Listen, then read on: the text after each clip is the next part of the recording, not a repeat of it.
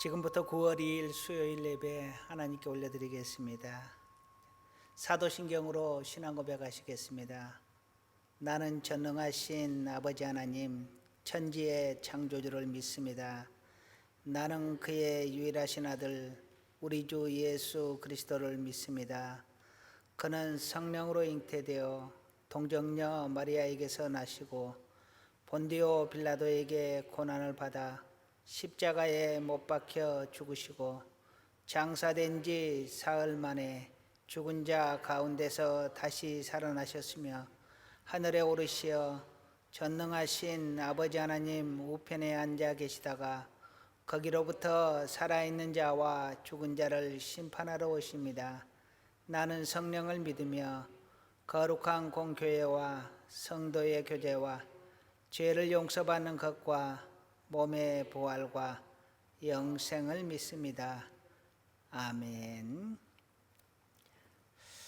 하나님 말씀 먼저 보시겠습니다. 하나님 말씀은 사무엘하 13장 1절에서 마지막 절까지인데요.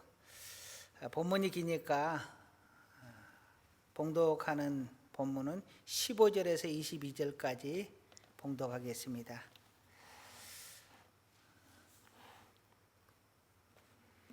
봉독은 15절에서 22절 하더라도 각자 13장 전체를 한번 읽어보시면 도움이 될 겁니다.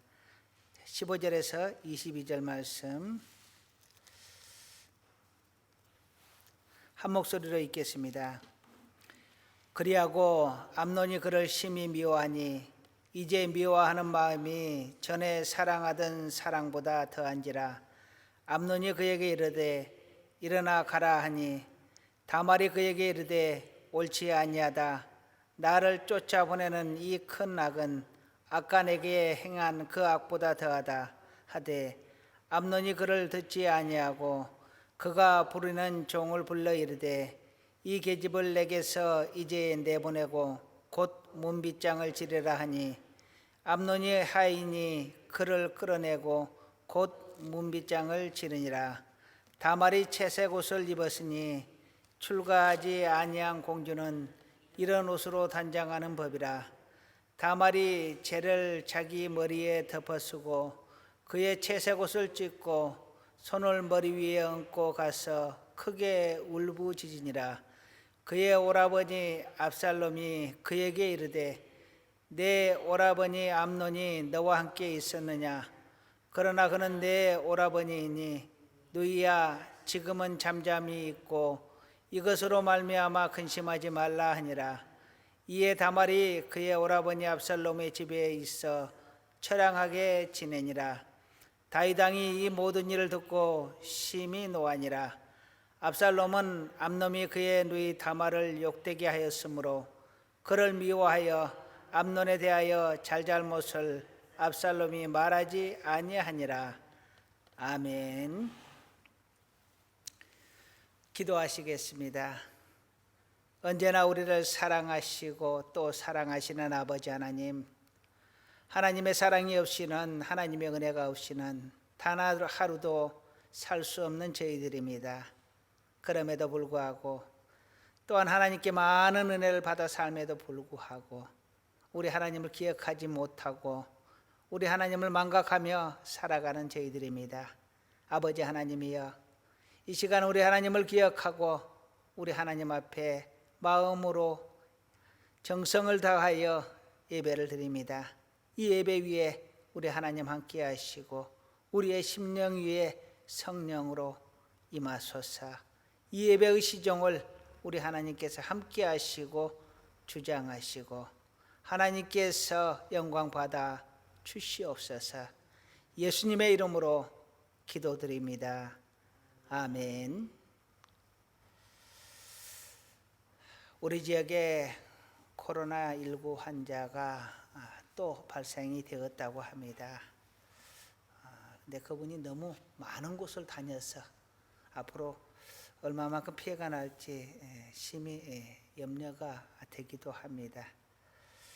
모두 다 힘을 모아서 코로나19 시대 이 고난을 함께 이겨낼 수 있기를 간절히 소원하고 또한 그를 위해서 마음을 모아서 기도해 주시기를 부탁을 드립니다. 시대를 따라서 믿음의 가치가 조금 중요도를 달리하는 것 같습니다. 구약의 시대에서는 정의라는 단어를 가치를 매우 중요하게 여겼습니다. 그런데 신약의 시대에서는 은혜 또는 사랑이라는 가치를 매우 중요하게 여깁니다. 그래서 구약 시대의 법에 따르면 동해보복법이라고 해서 눈에는 눈, 이에는 이. 그가 상대방의 눈을 상하게 했으면 그에게 벌을 내리되 똑같이 눈을 상하게 하고, 그가 상대방의 다리를 다치게 했으면 똑같이 다리를 부러뜨리는 그러한 법입니다. 그런데 신약시대의 법은 원수도 사랑하라, 너를 핍박하는 자를 위해서 기도해라, 이렇게 사랑의 법, 은혜의 법을 이야기를 합니다. 구약의 하나님은 반드시 행한 대로 갚으시는 하나님입니다. 그런데 신약의 하나님은 용서하시는 하나님이시에요. 그래서 어떤 분들은 구약의 하나님과 신약의 하나님이 다른 하나님이지 않느냐, 가르침이 다른 하나님이 아니냐라고 말을 하기도 합니다. 그러나 하나님은 동일하신 하나님입니다. 그런데 시대를 따라서 가르침이 약간 다릅니다. 어느 시대에서는 믿음을 강조합니다. 또한 어느 시대에서는 행함을 강조합니다. 예를 들면 사도 바울은 믿음을 강조합니다.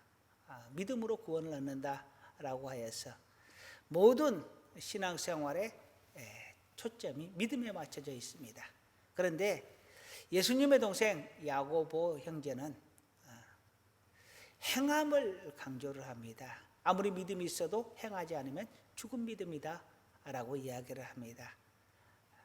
그러나 결국 따지고 보면 믿음과 행함이 동일한 것인데요, 야고보가 말하는 행함은 믿음이 없는데 행함만 있는 것이 아니라 믿음이 행함으로 나타나는 그 믿음을 말합니다.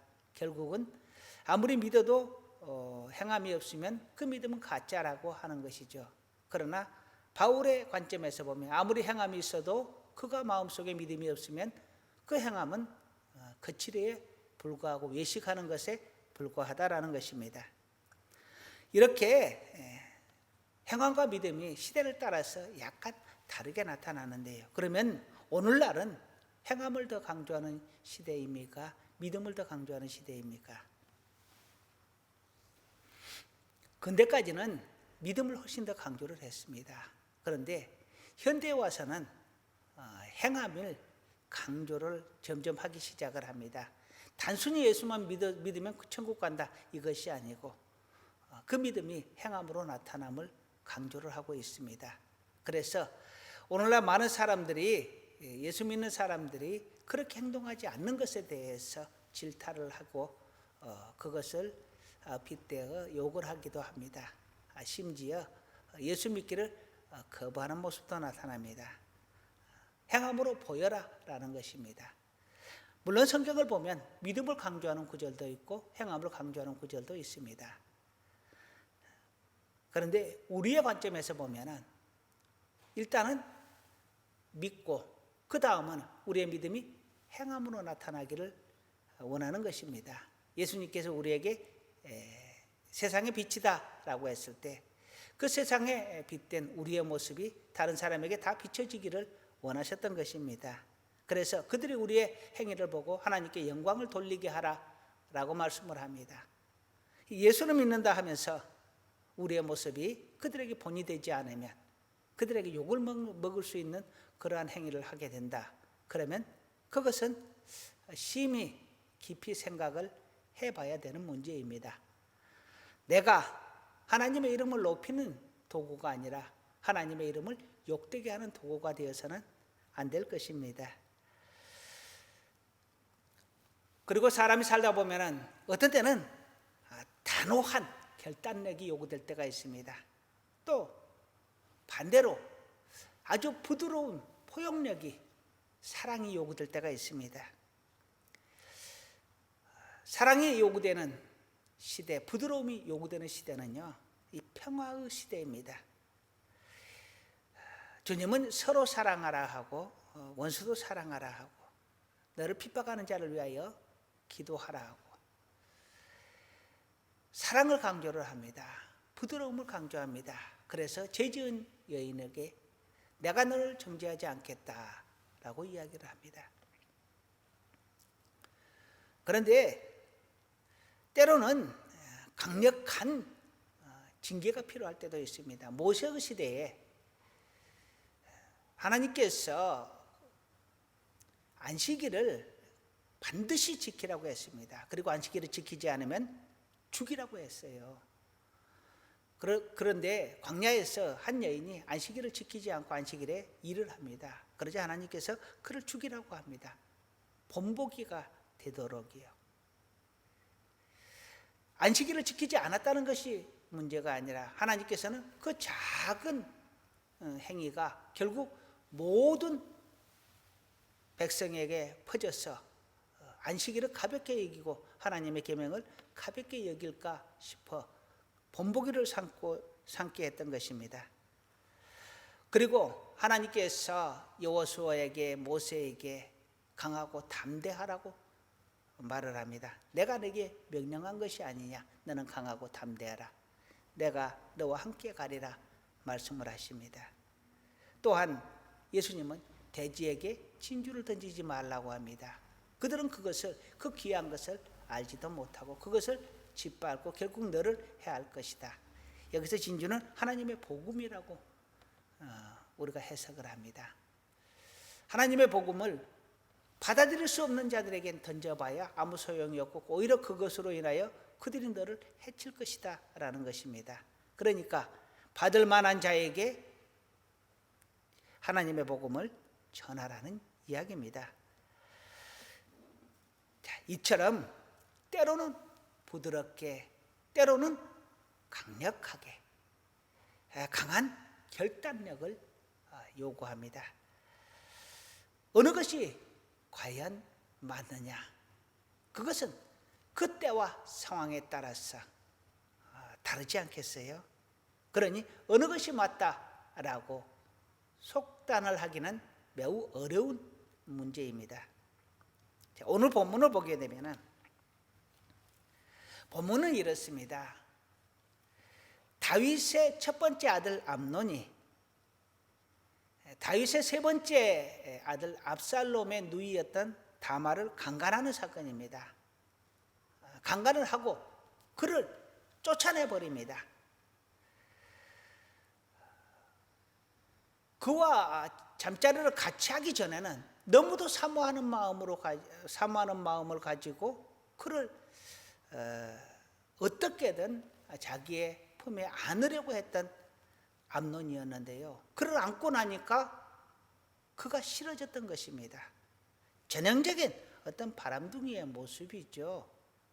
그가 다말을 정말로 사랑했다면 그가 육체의 관계를 가지지 않았던 그의 사랑은 계속 지속되었을 것입니다. 그런데 그가 사랑한 것은 다말 그 자체가 아니라 어떤 육체적인 행위를 사랑한 것이지 결코 다말을 진심으로 사랑한 것은 아니었던 것 같습니다. 그러자 이 소문이 다윗 왕에게 들렸습니다.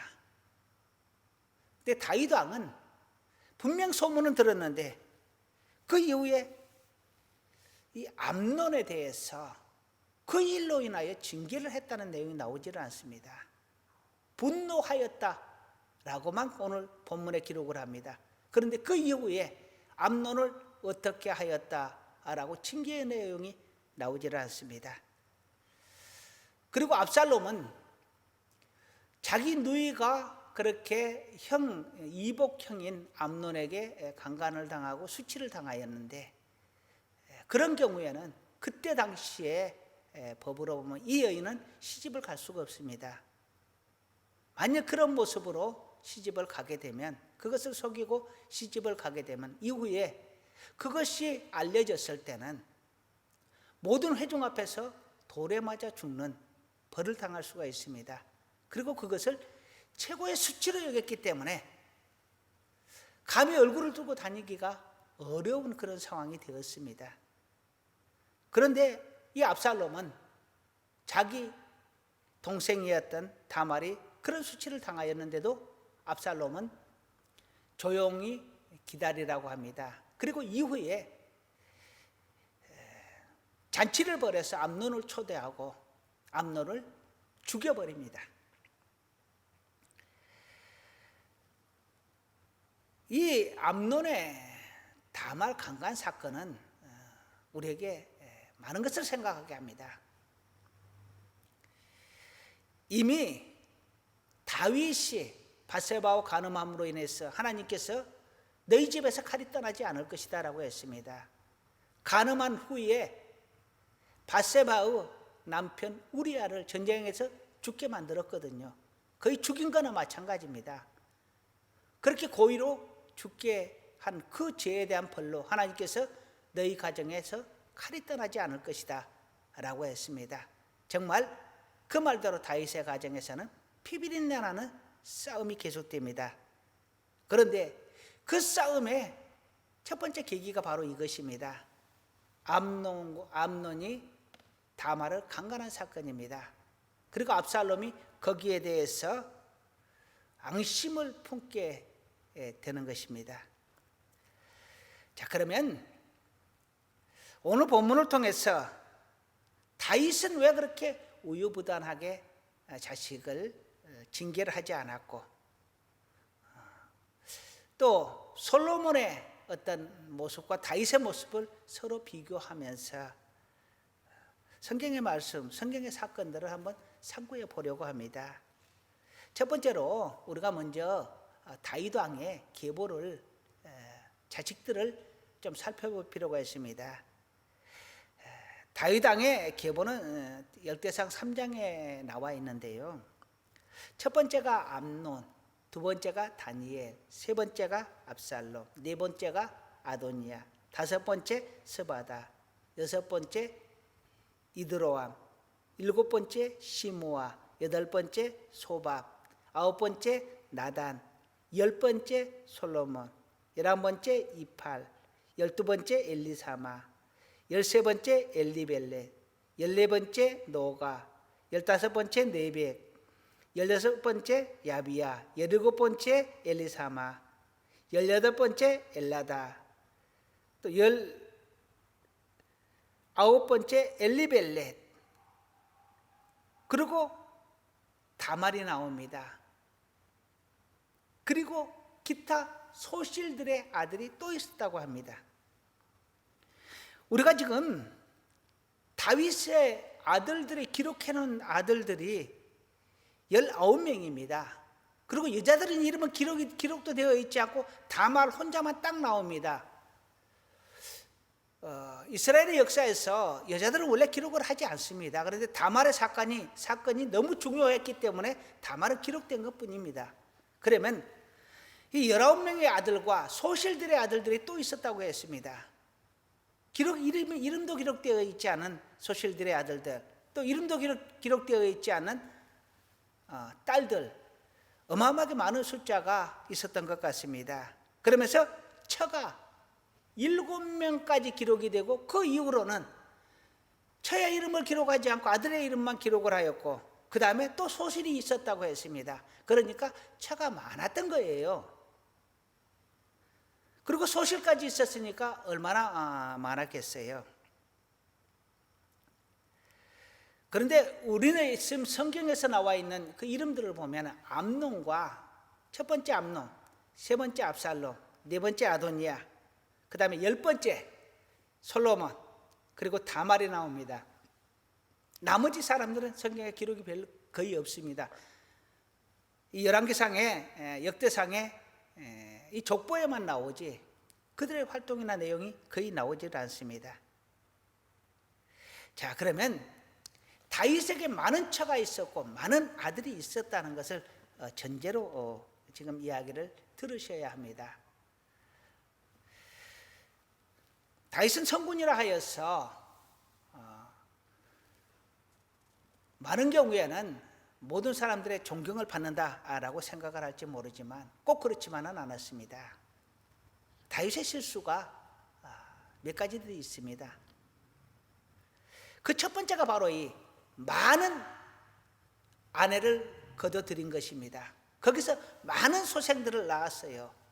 그러니까 애초부터 이미 싸움을 할 수밖에 없는 여건이 되어 있었다라는 것입니다.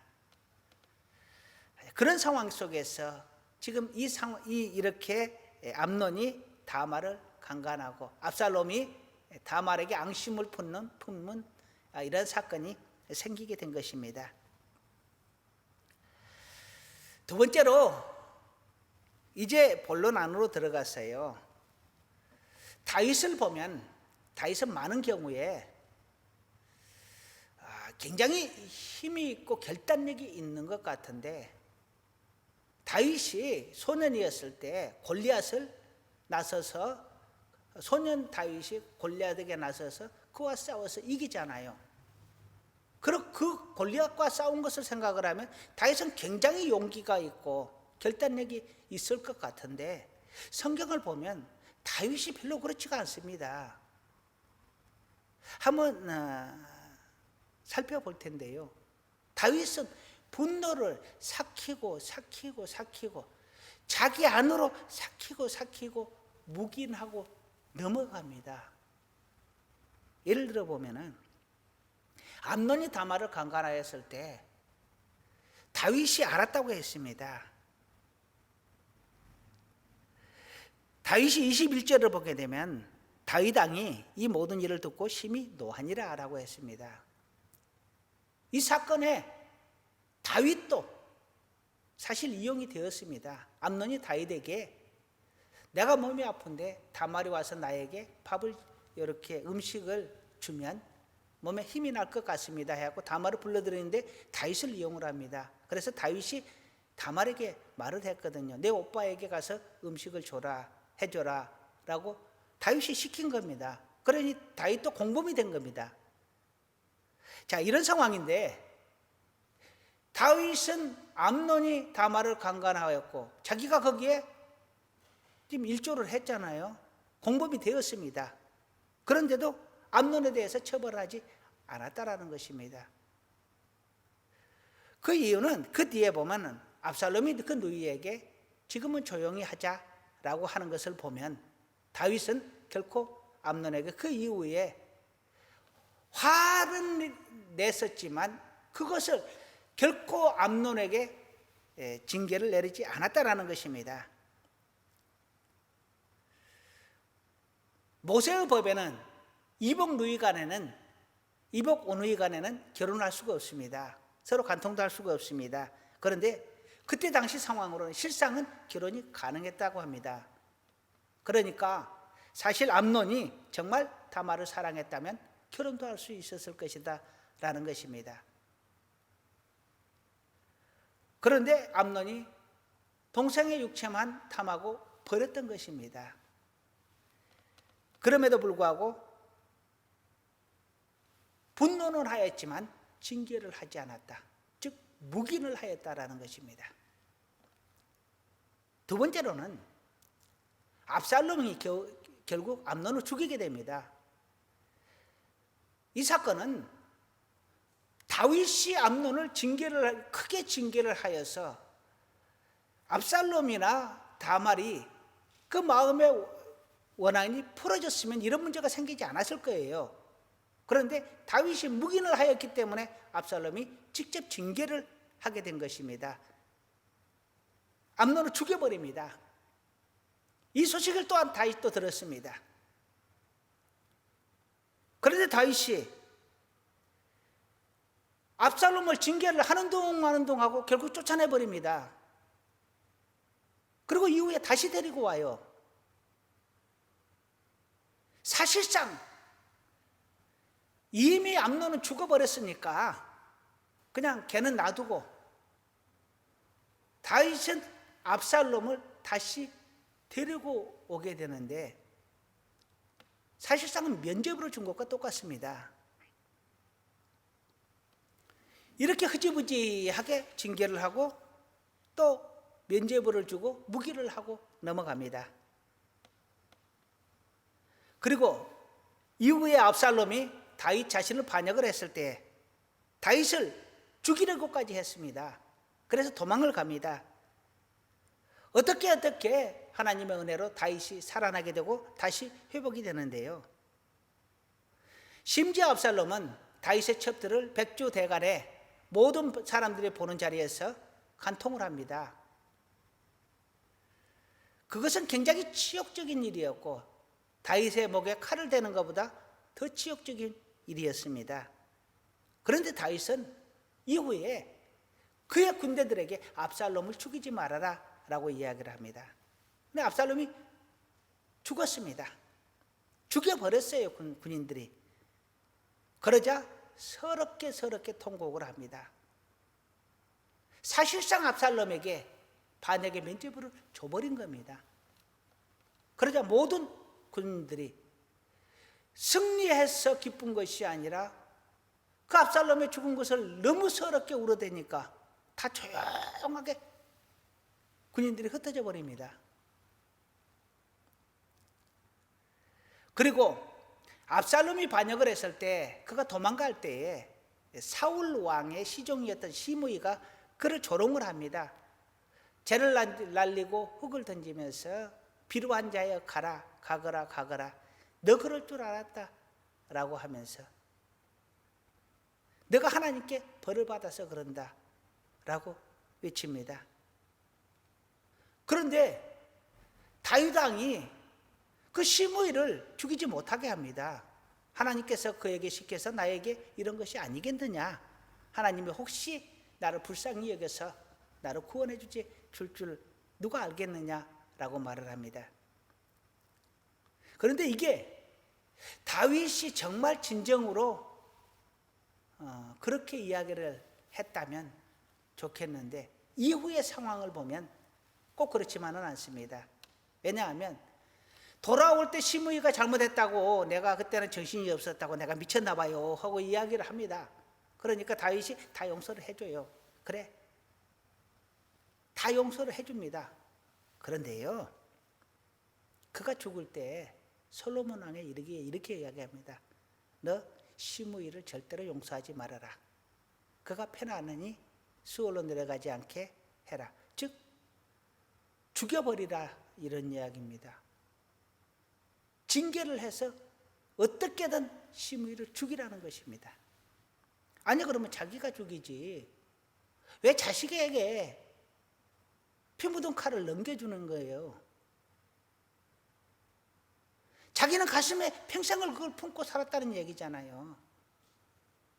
그러면서 자기는 행동하지 않고 자식에게 시므이를 죽이도록 합니다. 이후에 솔로몬이 시므이를 너는 너 경계 밖으로 나가면 너 죽어 그랬습니다. 그런데 얘가 밖으로 나갔어요. 그 경계를 넘어갔다 해가지고 죽여버립니다, 시므이를. 다윗은 평생을 가슴에 안고 어떻게 전전긍긍했는데 솔로몬은 단번에 그냥 단칼에 죽여버립니다. 그리고 다윗에게 군대장관 요압이 있었습니다. 한마디로 말하면 그때 당시 군대장관은 지금의 국무총리 같은 자리입니다. 2인자의 자리죠. 그런데 이 요압이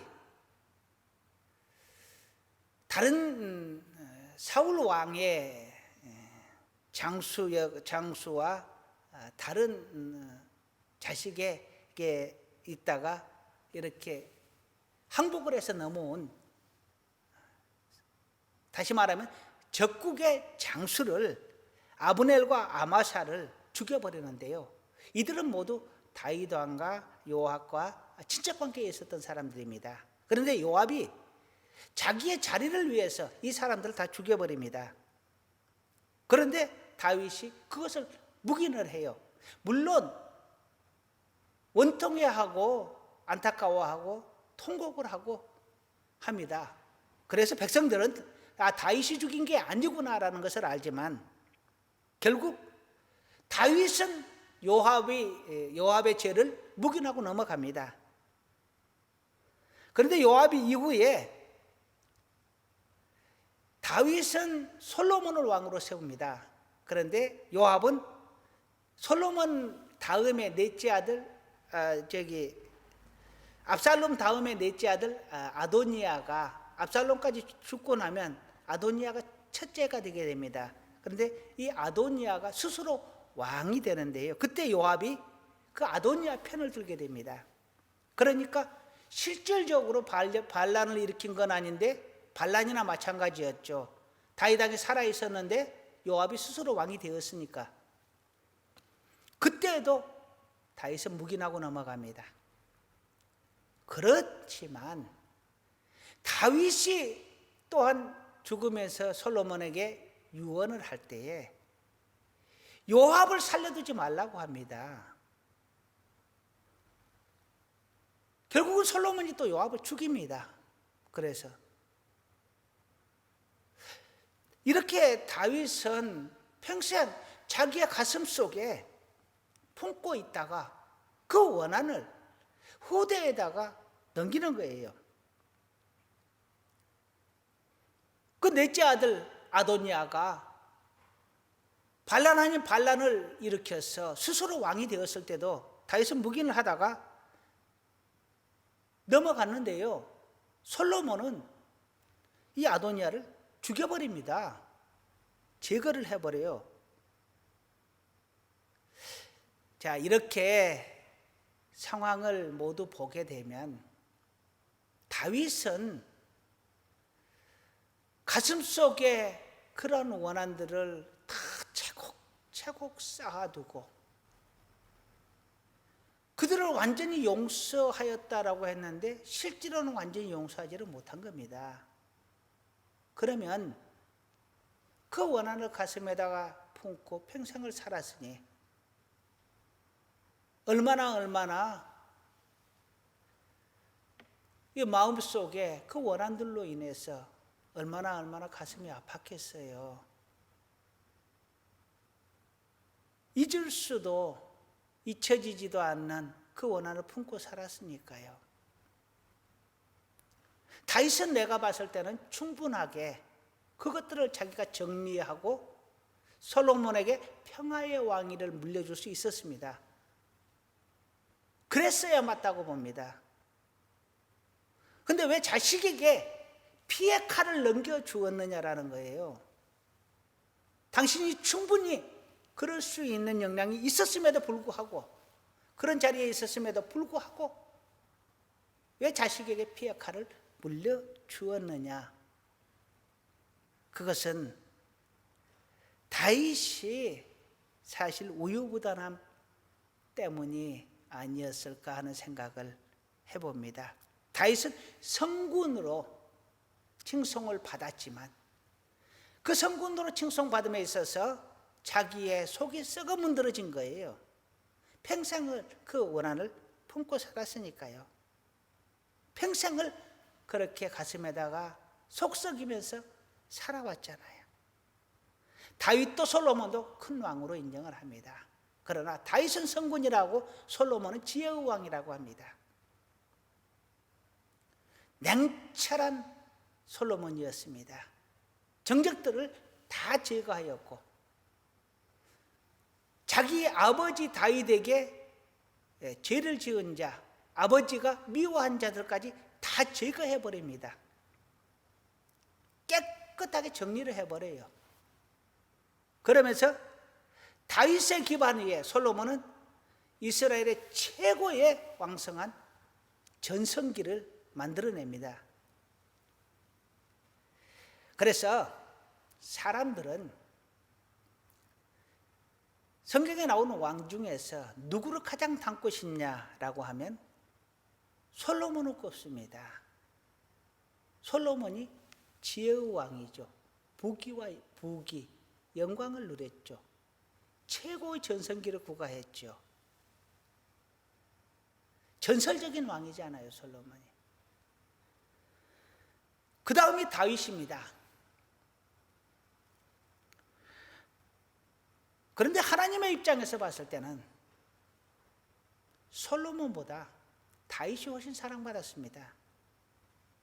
다윗에게는 내 마음에 합한 자, 내 마음에 쏙 드는 사람이라고 하였고, 솔로몬은 그의 행위 때문에 그가 자기 머리를 엉뚱하게 굴려서 다른 사람들, 다른 나라들과 결혼 동맹을 맺게 됩니다.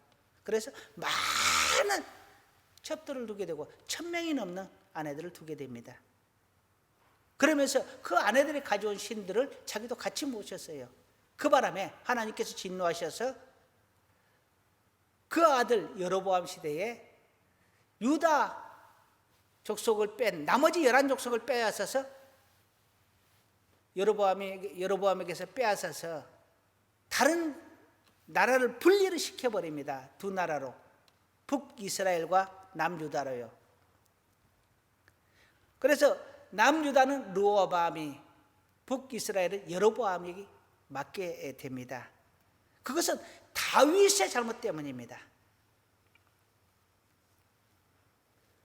이렇게 다윗과 솔로몬을 비교해 보면은 세상적인 관점에서는 솔로몬이 큰 임금인 것 같고 많은 것을 누렸고, 그래서 오히려 더 솔로몬을 닮고 싶어하는 사람들이 많습니다. 그러나 믿음의 관점에서 보면 결코 그렇지 않다는 것입니다. 하나님은 다윗을 더 큰 왕으로 여기셨습니다. 하나님께서 다윗을 더 사랑하셨다면 다윗이 훨씬 더 잘 산 겁니다. 다윗이 훨씬 더 잘 통치를 한 겁니다. 사람의 눈에는 솔로몬이 더 잘한 것 같으나 하나님의 눈에는 다윗이 더 잘했다는 것입니다. 성경적으로 이것을 보더라도 성경은 지혜의 근본은 하나님을 아는 것이라고 했습니다. 그런데 진짜 지혜로운 것은 다윗이었지 않았을까?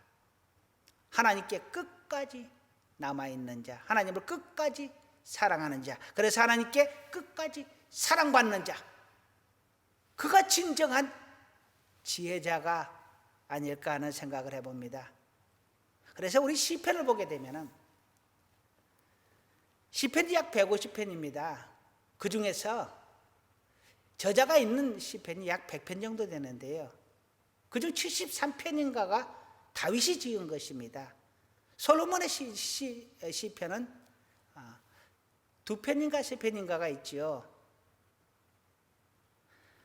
정말로 외면적으로 봤을 때는 솔로몬이 지혜로운 것 같으나 훨씬 지혜가 더 뛰어났으나 하나님 앞에서 훨씬 지혜롭게 행동을 한 사람은 다윗이었습니다.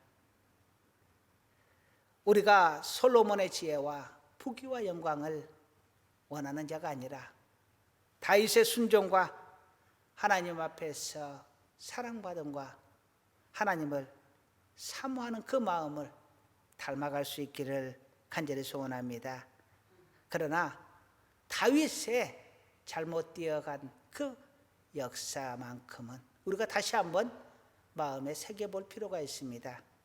자식에게 피해칼을 물려준 것과 그리고 자신의 우유부단함으로 인하여 그 가게에 칼이 떠나지 않았던 그 모습들은 결코 우리가 닮아가서는 안 될 부분입니다. 다윗의 실수들은 반면교사로 삼고 다윗의 하나님 앞에 사랑받는 그 모습들은 닮아가면서 우리의 신앙이 하나님 앞에 가는 그날까지 든든하게 지켜지고 또한 끝까지 하나님을 사랑하고 하나님과 동행할 수 있기를 간절히 소원합니다. 기도하시겠습니다. 하나님께서 그토록 마음에 들어 하셨던 다윗도 결국 실수를 하고 그 가게에 칼이 떠나지 않는 정말 끔찍한 형벌을 받았습니다. 우리도 예외는 아닐 줄로 압니다. 하나님 앞에서 우리의 죄가 있거든 기억나게 하소서. 그 죄 다 내려놓고 회개하게 하소서. 그 전철을 다시 밟아가지 않도록 지혜를 허락하여 주소서. 하나님의 말씀을 따라 쫓아 살아가는 저희들 될 수 있도록 우리에게 지혜와 총명을 허락하여 주옵소서. 오직 든든히 믿음 안에 서고 하나님 앞에 순종하며 사랑하며 살게 하옵소서. 예수님의 이름으로 기도드립니다. 아멘. 찬송가 438장 찬양하시겠습니다.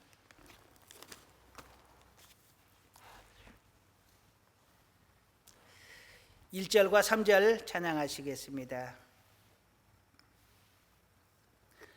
내 영혼이 은총 입어 중한 죄짐 벗고 보니 슬픔 많은 이 세상도 천국으로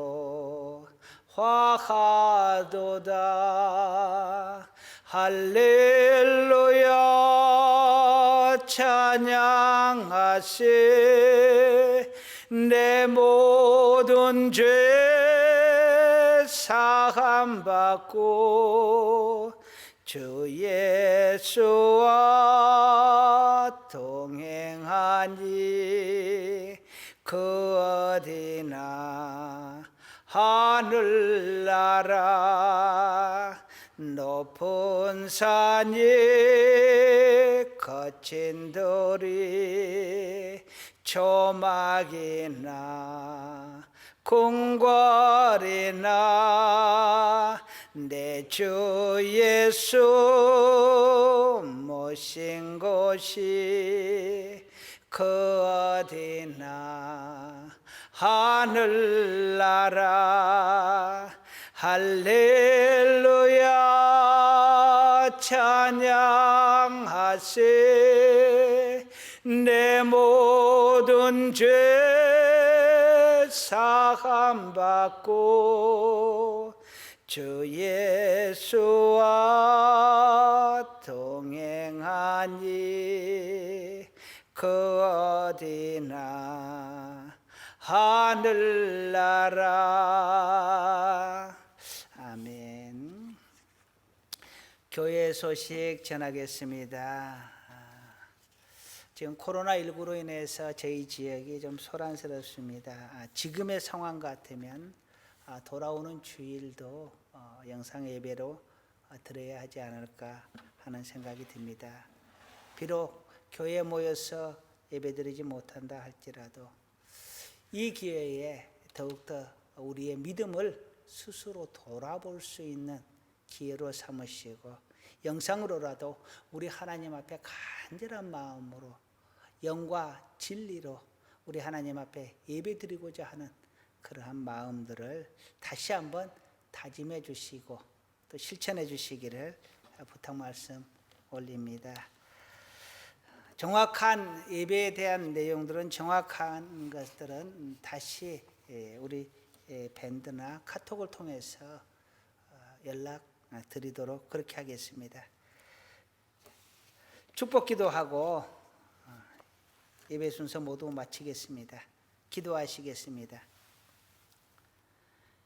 이제는 우리 주 예수 그리스도의 은혜와 우리 하나님 아버지의 지극하신 사랑하심과 성령님의 도우시고 인도하시고 축복하시는 놀라운 은혜가 다윗처럼 하나님 앞에서 인정받고 지혜롭게 살아가기를 간절히 원하는 사랑하는 하나님의 귀한 자녀들 위해 우리 하늘교회 위해 이제로부터 영원토록 함께 있을지어다. 아멘.